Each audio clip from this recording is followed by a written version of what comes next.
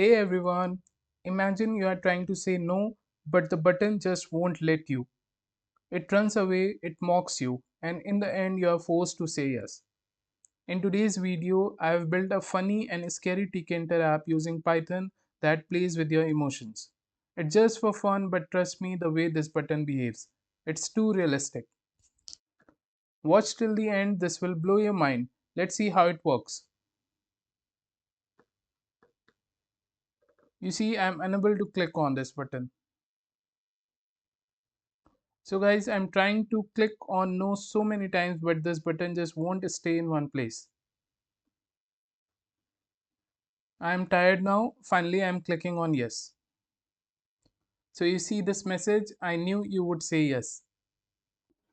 So let me know in the comments if you are enjoying these funny and creative projects. Should I continue making more? Because your support really motivates me. If you want the source code and exe file for this project, I have added the link in the description. So like, share and subscribe if you had fun watching this. See you in the next video with another cool idea. Bye.